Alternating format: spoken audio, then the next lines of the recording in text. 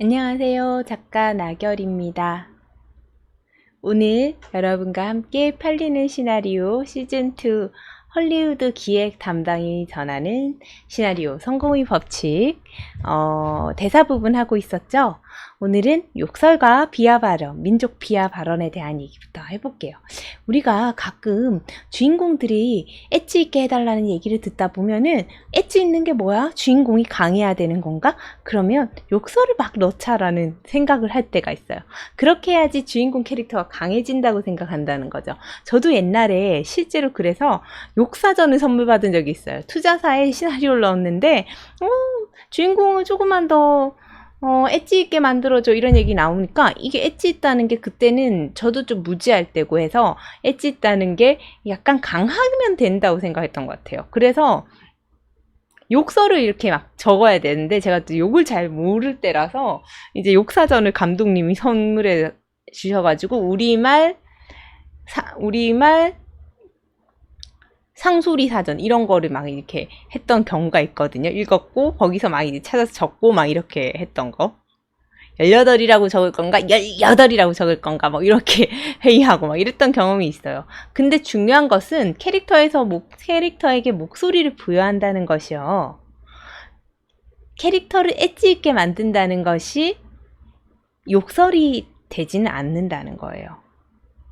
예를 들면 70년대에는 욕을 쓰는 캐릭터가 굉장히 참신해 보였대요. 왜냐면 그게 되게 저돌적이고 굉장히 현실 세계에서 벗어나게 아주 도전적인 캐릭터로 보이는데 요즘은 그렇게 예를 들면 캐릭터가 욕을 하면 그냥 상스러워 보인다는 거예요.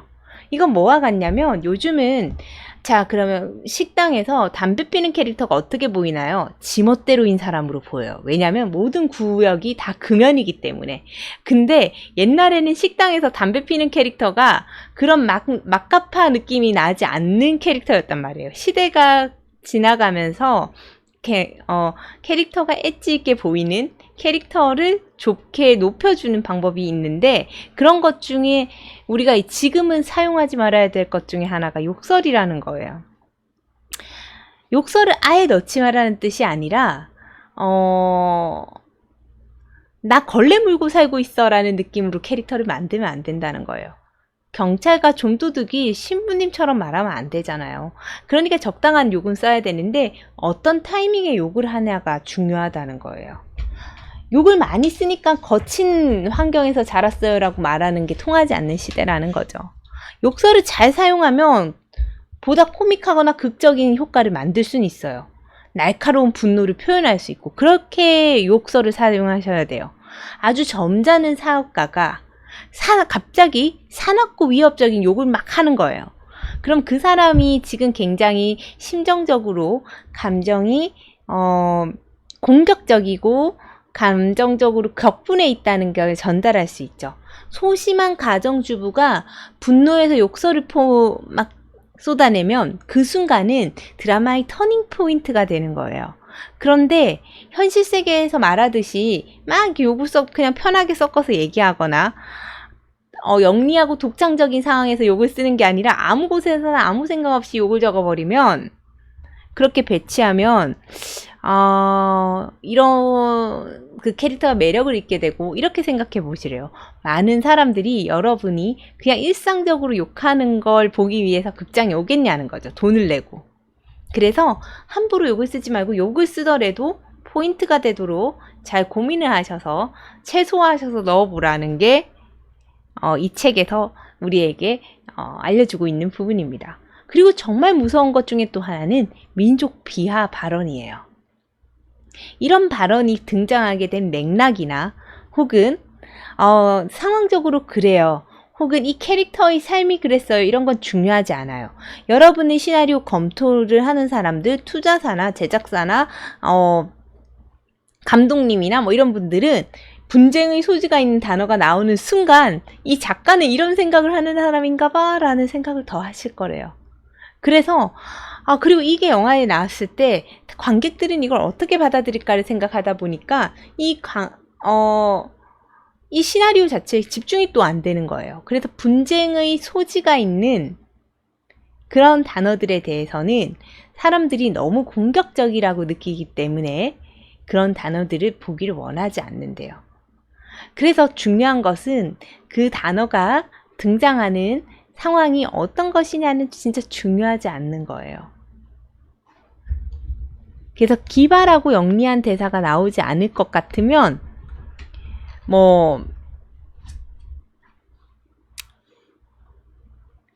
그 대사를 끝냈다고 생각하지 말고 계속 점검을 하래요. 여기서 그럼 이제 짤막한 대사와 밋밋한 대사를 구분해 볼게요. 그럼 대사를 적게 써야 된다고 하니까 말을 다 단답형으로 짧게 할까요?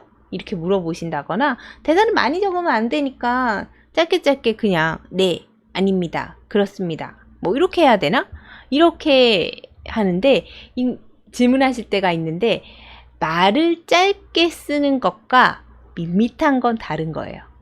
자, 대사 역시 미니멀리스틱 할 수 있는데 전통 서부극의 대사는 굉장히 짤막해요. 가급적으로 이야기를 하지 않죠. 하지만 그것은 그 장르의 스타일이 될 수가 있어요. 그죠? 근데 절제된 대사는 조심하지 않으면 밋밋하거나 우둔하게 보이는 거예요.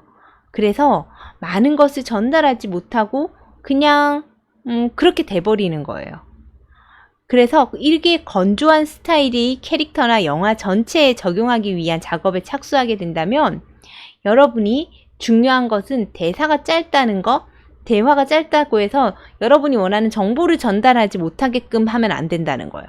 그래서 저는 지난 시간에도 말씀드렸지만 꼭 전달해야 될 부분에 대해서는 체크를 해보시고 대사 줄이기를 하라고 이야기를 하고 싶어요. 사실은 단답형 짧은 대사를 쓰는 캐릭터가 나온다면 여러분은 더 많은 노력을 해야 돼요.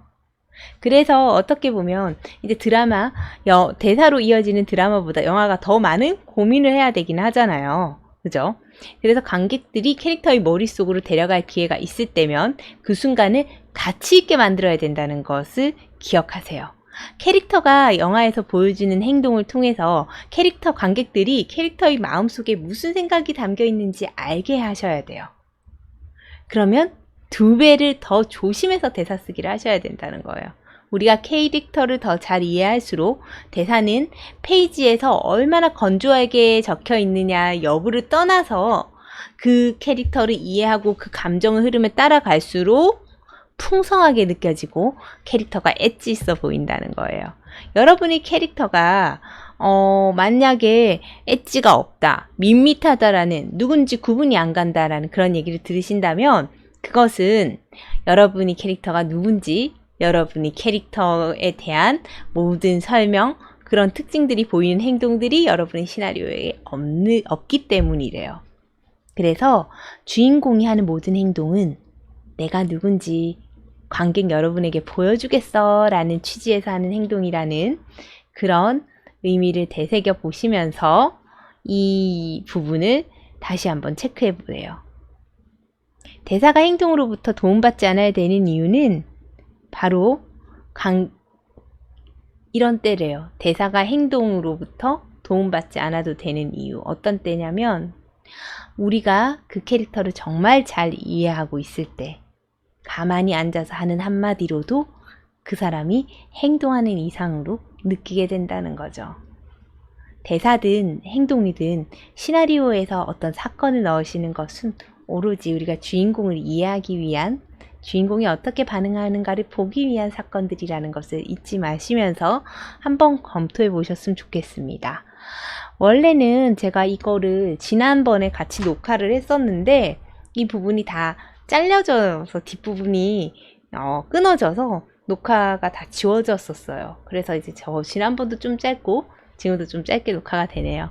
어쨌든 오늘 욕과 조심해야 될 발언들, 그리고 밋밋한 대사에 대해서 알아봤고요. 다음 시간에 좀 더 재밌는 내용으로 여러분 찾아오도록 하겠습니다. 자주 뵈려고 노력 중이니까요. 즐겁게 글 쓰시고 또 봬요. 감사합니다.